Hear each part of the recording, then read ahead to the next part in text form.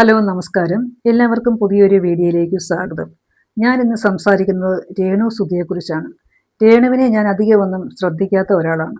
ജീവിക്കാൻ വേണ്ടി എന്തൊക്കെയോ ചെയ്യുന്നു, ഒരുപാട് സൈബർ അറ്റാക്കുകൾ നേരിടുന്നു, അങ്ങനെ ബിഗ് ബോസിൽ വരെ എത്തുന്നു.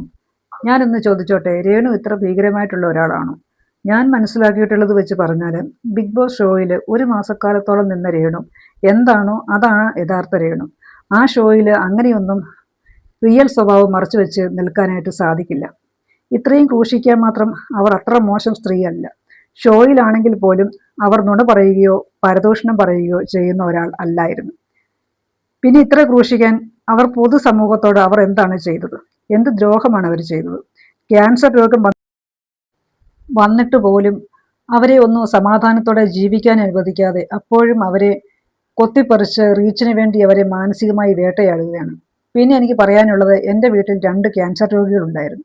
അവരെ നോക്കി അവരുടെ ബുദ്ധിമുട്ടുകൾ മനസ്സിലാക്കിയ ഒരു വ്യക്തി എന്ന നിലയിൽ എനിക്ക് കുറച്ച് കാര്യങ്ങൾ സംസാരിക്കണമെന്നുണ്ട്. രേണുവിൻ്റെ ഫസ്റ്റ് ക്യൂമോ കഴിഞ്ഞപ്പോൾ അവർ ഹോസ്പിറ്റലിലായി. പിന്നെ ഡിസ്ചാർജായി വന്നതിന് ശേഷം അവർ കുറച്ച് ശബ്ദമുയർത്തി സംസാരിച്ച വീഡിയോ, അത് വന്നതിന് ശേഷം അവർക്ക് അസുഖമൊന്നുമില്ല, അവർ അഭിനയമാണ് എന്ന് പറഞ്ഞ് ഒരുപാട് വീഡിയോയും കമൻറ്റും കണ്ടു. വേറെ ചിലർ മനുഷ്യാവകാശ കമ്മീഷനെ സമീപിച്ചു. അപ്പോൾ എനിക്ക് ചോദിക്കാനുള്ളത്, കോട്ടയം മെഡിക്കൽ കോളേജ് രേണുവിൻ്റെ കൺട്രോളിലാണ് പ്രവർത്തിക്കുന്നത്. അവിടുത്തെ ഡോക്ടർ വ്യാജനാണോ? ചികിത്സയുടെ ഭാഗമായി കയ്യിലിട്ടിരിക്കുന്ന പിക്ക് ലൈൻ തന്നെ അതിനൊരു തെളിവല്ലേ? അതോ അതും വ്യാജമാണെന്നാണോ പറയുന്നത്? അവർക്ക് റീൽസിന് വേണ്ടിയിട്ടാണ് അവരിങ്ങനെ ഇട്ടിരിക്കുന്നതെന്നാണോ പറയുന്നത്? അപ്പോൾ അത് ആരോഗ്യ മേഖലയെ അപമാനിക്കുന്നതിന് തുല്യമല്ലേ? കോട്ടയം മെഡിക്കൽ കോളേജ് എന്ന് പറയുന്ന ഒരു നാടകശാലയാണോ? അപ്പോൾ ഈ മനുഷ്യാവകാശ കമ്മീഷനെ സമീപിച്ചവർക്കെതിരെ ആരോഗ്യ മേഖലയാണ് ഒരു കംപ്ലൈൻറ്റ് കൊടുക്കേണ്ടത്. കാരണം ഒരു രോഗിയായ ഒരാൾക്ക് ഒരു പിക്ക് ലൈൻ ഇട്ടതിൻ്റെ പേരിൽ, അല്ലെങ്കിൽ ഒരു രോഗിയെ ചികിത്സിച്ചിരിക്കുന്ന ഒരു ഡോക്ടറെ വരെ ചോദ്യം ചെയ്യുന്ന രീതിയിലാണ് ഇപ്പോൾ സോഷ്യൽ മീഡിയയിൽ നടന്നുകൊണ്ടിരിക്കുന്ന യുദ്ധങ്ങൾ നടക്കുന്നത്. പിന്നെ ഞാൻ അതിനെക്കുറിച്ചല്ല പറയാൻ വന്നത്. ഞാൻ പറഞ്ഞല്ലോ, എൻ്റെ വീട്ടിലെ 2 പേര് ക്യാൻസർ രോഗികളായിരുന്നു. അതിൽ ഒരാളിപ്പോൾ ഇല്ല, അമ്മയില്ല. അപ്പോൾ ഓരോ പ്രാവശ്യവും കീമോ കഴിയുമ്പോൾ അവരനുഭവിക്കുന്ന മാനസിക ബുദ്ധിമുട്ട്, ശാരീരിക ബുദ്ധിമുട്ട് എത്ര മാത്രമാണെന്ന് നേരിട്ട് കണ്ടറിഞ്ഞിട്ടുള്ള ഒരു വ്യക്തി എന്ന നിലയിൽ രേണുവിന് വേണ്ടി 2 വാക്ക് സംസാരിക്കണമെന്ന് തോന്നിയത് കൊണ്ട് മാത്രമാണ് ഞാൻ ഈ വീഡിയോ ചെയ്തത്. കാരണം നമ്മൾ കീമോ വാർഡിലൊക്കെ ചെല്ലുമ്പോൾ അവിടെ രേണുവിൻ്റെ പ്രായമുള്ള സ്ത്രീകൾ, അല്ലെങ്കിൽ രേണുവിനേക്കാൾ കൂടുതൽ പ്രായമുള്ള ഒരു 40 വയസ്സ് 45 വയസ്സുള്ള സ്ത്രീകളുടെയൊക്കെ കൂടെ പലപ്പോഴും അവരുടെ മക്കൾ വന്ന് നിൽക്കുന്ന കണ്ടിട്ടുണ്ട്. അവരുടെ മുഖത്തെ ഒരു ദയനീയ അവസ്ഥയുണ്ട്. നിങ്ങൾ ഈ നെഗറ്റീവ് കമൻ്റ് ഇടുന്നവർ എപ്പോഴെങ്കിലും ഒരു കീമോ വാർഡിൽ ചെല്ലുക. നിങ്ങളുടെ തലയിൽ ഒരു മുടി പൊഴിഞ്ഞാൽ, നിങ്ങളുടെ തലയിൽ ഒരു താരം കാരണം മുടി പൊഴിച്ചിലുണ്ടായി, നിങ്ങൾക്ക് എത്രമാത്രം ബുദ്ധിമുട്ടുണ്ടാകും. അപ്പോൾ തലയിൽ തലമുടിയില്ലാതെ മുട്ടയായി ഇങ്ങനെ ഇരിക്കുന്ന ആളുകൾ, അവരുടെ കണ്ണുകളിൽ കാണുന്ന ഒരു വിഷമമുണ്ട്. അതൊക്കെ നേരിട്ട് അനുഭവിച്ച് അറിയണം. അപ്പോഴേ ഈ രോഗത്തിൻ്റെ തീവ്രത എന്താണെന്നുള്ളത് നമുക്ക് മനസ്സിലാവുകയുള്ളൂ. ഓരോ ക്യാൻസർ രോഗി എന്ന് പറയുന്നത് അവർ മരണത്തെ മുഖാമുഖം കണ്ട് ജീവിക്കുകയാണ്. എൻ്റെ മരണം എപ്പോഴെന്ന് പ്രതീക്ഷിച്ചുകൊണ്ട് ജീവിക്കുന്നവരാണ്. പിന്നെ പലരും കമൻറ്റ് ചെയ്ത് കണ്ടു, എൻ്റെ അമ്മയ്ക്ക് ക്യാൻസറാണ്, എൻ്റെ അച്ഛന് ക്യാൻസറാണ്, അപ്പോൾ ഇത്രയൊന്നും മരുന്നിന് മെഡിസിന് വിലയില്ല, മെഡിക്കൽ കോളേജിലല്ല, ഫ്രീ ആണ്.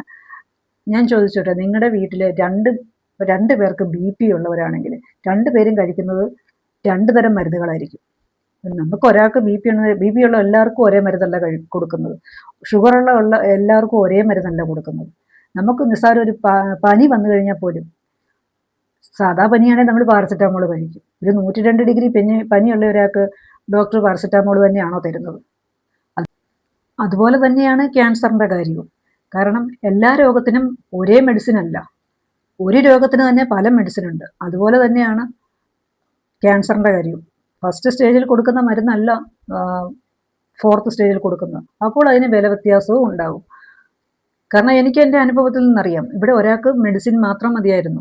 പക്ഷേ അതിൻ്റെ സൈഡ് എഫക്റ്റ് എന്ന് പറയുന്നത് ശരീരം കറക്കും, കാൽപാദങ്ങളും കൈയും എല്ലാം കറുത്തിരിക്കും. അതുപോലെ തന്നെ കുറച്ച് ചില സമയങ്ങളിൽ തലകറക്കം ഉണ്ടാകും. അത്രയൊക്കെ അതിനുള്ള ബുദ്ധിമുട്ടുകൾ ഉണ്ടായിരുന്നുള്ളൂ.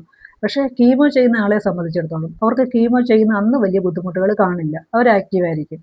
പിന്നെ കുറച്ച് കഴിയുമ്പോൾ അവർക്ക് തലവേദന തുടങ്ങും, സഹിക്കാൻ പറ്റാത്ത അത്രയും ശരീരത്തിൽ ചൂടായിരിക്കും. അതുപോലെ ശരീരവേദനകൾ തുടങ്ങും. 2 ദിവസം കഴിയുമ്പോൾ 2ാമത്തെ ദിവസം മുതൽ ഛർദി തുടങ്ങും. അതുപോലെ തന്നെ ഇതിൻ്റെ സൈഡ് എഫക്റ്റായിട്ട് ചിലർക്ക് വയറിളക്കം ഉണ്ടാകും. ചിലർക്ക് പിന്നെ ഇതുപോലെ ഛർദിയും വയറിളക്കവും ഒക്കെ ഉണ്ടാകുമ്പോൾ സോഡിയം കുറയും. അതുപോലെ ചിലർക്ക് ശരീരത്തിലെ ഓക്സിജൻ ലെവൽ കുറയും. അപ്പോൾ അങ്ങനെ വരുമ്പോഴത്തേക്കിനും നമ്മൾ ICUവിൽ അഡ്മിറ്റ് ആക്കേണ്ടതായിട്ട് വരും. പിന്നെ അതുപോലെ തന്നെ പ്ലേറ്റ്ലെറ്റ് കൗണ്ട് കുറയും, HB കുറയും, അങ്ങനെ ഒരുപാട് പ്രശ്നങ്ങളുണ്ട്. പക്ഷേ അവർ ഒന്ന് ഹോസ്പിറ്റലിൽ അഡ്മിറ്റായി അവിടുത്തെ ഒരു ദിവസത്തെ ട്രീറ്റ്മെൻറ്റ് കഴിയുമ്പോൾ അവർ വീണ്ടും ഓക്കെ ആവും. അപ്പോൾ അവർ ഈ അഭിനയമാണ് എന്ന് പറഞ്ഞിട്ട് കാര്യമില്ല. കാരണം നേരിട്ട് അറിഞ്ഞിട്ടുള്ള ഒരു വ്യക്തി എന്ന നിലയിൽ രേണു ചെയ്യുന്ന കാര്യങ്ങൾ ഒരിക്കലും എനിക്ക് അഭിനയമായിട്ട് തോന്നിയിട്ടില്ല. കാരണം രേണു അന്ന് ICUവിലായിരുന്നു. അപ്പോൾ ഓക്സിജൻ ലെവൽ കുറഞ്ഞത് കൊണ്ടായിരിക്കും ICUവിൽ അഡ്മിറ്റാക്കിയത്. പക്ഷെ അതിനുശേഷം ആ ചികിത്സയ്ക്ക് ശേഷം അവർ ഓക്കെ ആകും. പിന്നെ അടുത്ത കീമോയിലാണ് അവർക്ക് ക്ഷീണം തുടങ്ങുന്നത്. ഒരിക്കലും ഒരു ക്യാൻസർ രോഗിയെയും മാനസികമായി തളർത്തുന്ന രീതിയിൽ സംസാരിക്കരുത്. കാരണം അവരുടെ മനസ്സാകെ തകർന്നവരാണ് അവർ. കാരണം ഓരോ കീമോ വാർഡിലും നമ്മൾ ചെല്ലുമ്പോൾ അവരുടെയൊക്കെ നിസ്സഹായമായ ഒരു അവസ്ഥയുണ്ട്. അവരുടെ കണ്ണുകളിൽ കാണുന്ന ഒരു വിഷമമുണ്ട്. ഞാൻ പലപ്പോഴും കീമോ വാർഡിൽ ചെല്ലുമ്പോൾ അവിടെ ഒരു 40 വയസ്സിൽ താഴെയുള്ള സ്ത്രീകൾ, അല്ലാതെ 50 വയസ്സിന് താഴെയുള്ള ഒരുപാട് സ്ത്രീകളെ കണ്ടിട്ടുണ്ട്. ബ്രസ്റ്റ് ക്യാൻസറായിട്ടും യൂട്രസിൻ്റെ ക്യാൻസറായിട്ടും അല്ലാതൊക്കെ കണ്ടിട്ടുണ്ട്. അപ്പോൾ അവരുടെയൊക്കെ കൂടെ അവരുടെ മക്കൾ കാണും. ഇപ്പോൾ ഒരു 40 വയസ്സ് അല്ലെങ്കിൽ 45 വയസ്സുള്ള സ്ത്രീകൾക്ക് മക്കളെന്ന് പറയുമ്പോൾ ഒരു 15 വയസ്സ് താഴെയായിരിക്കും കൂടുതലും. അവർക്കൊക്കെ അവരുടെ മക്കളുടെ മുഖത്തേക്ക് നോക്കുമ്പോൾ ഒരു നിമിഷം അത് നമ്മളാണെന്നൊന്ന് ചിന്തിച്ച് നോക്കണം. ഈ നെഗറ്റീവ് കമൻ്റ് ഇടുന്നവരോട് കൂടിയാണ് പറയുന്നത്. ഈ രേണുവിനെതിരെ കമൻ്റ് ചെയ്യുന്നത് കൂടുതൽ സ്ത്രീകളാണ്. അപ്പോൾ എനിക്ക് അവരോട് പറയാനുള്ളത്, നിങ്ങൾ ഒരു നിമിഷം രേണുവിൻ്റെ സ്ഥാനത്ത് നിങ്ങളെ ഒന്ന് സങ്കല്പിച്ച് നോക്കുക. നിങ്ങളുടെ ജീവിത സാഹചര്യങ്ങളെ സങ്കല്പിച്ച് നോക്കുക. നിങ്ങളുടെ മക്കളെ സങ്കല്പിച്ച് നോക്കുക. നിങ്ങൾക്ക് ഈ ഭൂമിയിൽ നിന്ന് പോകാൻ വേണ്ടിയിട്ട് നിങ്ങൾക്ക് എത്രമാത്രം ബുദ്ധിമുട്ടുണ്ടായിരിക്കും. ആ സ്ഥാനത്ത് നിന്നിട്ട് രേണുവിനെ സങ്കല്പിച്ച് നോക്കുക. ആ സ്ത്രീയുടെ മനസ്സെന്തായിരിക്കും? ആ ഒരു കുഞ്ഞിനൊരു അച്ഛനില്ല. എന്താണ് അവരുടെ ഒരവസ്ഥ? അത്രയും കുഞ്ഞൊരു കുഞ്ഞിനെ, അവരെന്തു ആയിക്കോട്ടെ, ആരും ആയിക്കോട്ടെ, അവരെങ്ങനെ ജീവിച്ചോട്ടെ, പക്ഷെ ഒരു അമ്മയുടെ മനസ്സ് അതൊരു സ്ത്രീക്ക് മനസ്സിലാവില്ലേ? പക്ഷേ ഈ സ്ത്രീകൾ ചിലപ്പോൾ ഫേക്ക് ID ആയിരിക്കും. ഫേക്ക് ID ആണെങ്കിലും ആ ടൈപ്പ് ചെയ്യുന്ന കൈകൾക്ക് ഒരു ശരീരം ഉണ്ടായിരിക്കുമല്ലോ. അപ്പോൾ ദൈവത്തിൻ്റെ മുമ്പിൽ നിങ്ങൾ കണക്ക് പറയേണ്ടി വരും.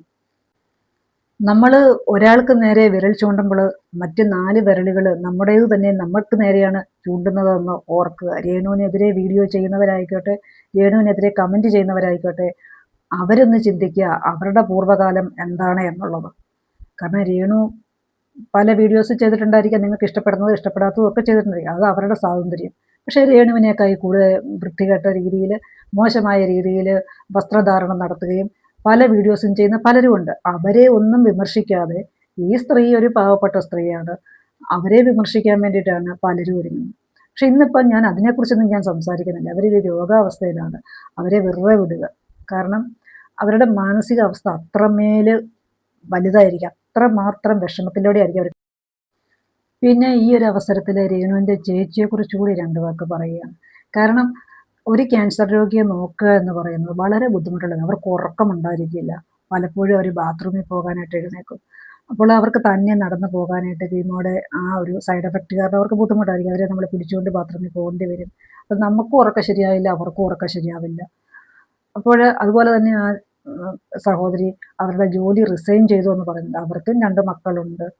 എന്നിട്ടും ഒരു സഹോദരിക്ക് വേണ്ടിയിട്ട് അത്രയൊക്കെ ചെയ്യുന്ന അവരോട് എനിക്ക് റെസ്പെക്റ്റ് മാത്രമേ ഉള്ളൂ. കാരണം ഒരു രോഗിയെ നോക്കുക എന്ന്, പ്രത്യേകിച്ച് ഒരു ക്യാൻസർ രോഗിയെ നോക്കുക എന്ന് പറയുന്നത് വളരെ ബുദ്ധിമുട്ടുള്ളൊരു കാര്യമാണ്. പ്രത്യേകിച്ച് ഈ ഒരു സ്റ്റേജിൽ രേണുവിനെ സംബന്ധിച്ചിടത്തോളം രേണുവിന് വളരെ ആരോഗ്യം കുറവാണ്. അപ്പോൾ അത്രയും കെയർ വേണ്ട ഒരാൾ കൂടിയാണ് രേണു. അങ്ങനെയുള്ള ഒരാളെ പരിചരിക്കുക എന്ന് പറയുന്നത് വളരെ വലിയൊരു കാര്യമാണ്. അതുപോലെ തന്നെ രേണുവിന് വേണ്ടി ഇപ്പോൾ അവരും സൈബർ ബുള്ളിങ് നേരിട്ടുകൊണ്ടിരിക്കുകയാണ്. ഈ ചികിത്സയുടെ ഭാഗമായിട്ടുള്ള സകല റെക്കോർഡ്സും വന്ന് സോഷ്യൽ മീഡിയയിൽ പരസ്യപ്പെടുത്തിക്കൊണ്ട് സോഷ്യൽ മീഡിയയെ ബോധ്യപ്പെടുത്തേണ്ട ഒരവസ്ഥ ഒരു രോഗിയെ സംബന്ധിച്ചിടത്തോളം, അവരുടെ ബന്ധുക്കാരെ സംബന്ധിച്ചിടത്തോളം എന്തുമാത്രം ബുദ്ധിമുട്ടുണ്ടാകുന്നുണ്ടായിരിക്കും. നമ്മൾ എന്തിനാണ് അന്യൻ്റെ കാര്യത്തിൽ തലയിടുന്നത്? ഒരു രോഗിയാണ്, അവരെങ്ങനെങ്കിലും ജീവിച്ചോട്ടെ. അവർ നിങ്ങളുടെ മുമ്പിലൊന്നും കൈ നീട്ടാൻ വരുന്നില്ല. ഒരു രൂപ പോലും അവരാരോടും ചോദിച്ചിട്ടില്ലല്ലോ. അവർ സോഷ്യൽ മീഡിയയിൽ നിന്ന് കിട്ടുന്ന വരുമാനം കൊണ്ട് അവരുടെ ചികിത്സയ്ക്ക് വേണ്ടിയിട്ട് അവരെന്തൊക്കെയോ ചെയ്യുന്നു. അങ്ങനെ ചിന്തിച്ചാൽ പോരെ, നിങ്ങൾക്ക് ആർക്കും ബുദ്ധിമുട്ടൊന്നും ഉണ്ടാവുന്നില്ല. അപ്പോൾ വീഡിയോ ഇഷ്ടപ്പെട്ടുവെങ്കിൽ ലൈക്ക് ചെയ്യുക, കമൻറ്റ് ചെയ്യുക, സബ്സ്ക്രൈബ് ചെയ്യുക. ഇത്രയും പറയണമെന്ന് തോന്നിയത് കൊണ്ട് മാത്രം ചെയ്തതാണ്. എല്ലാവർക്കും നന്ദി, നമസ്കാരം.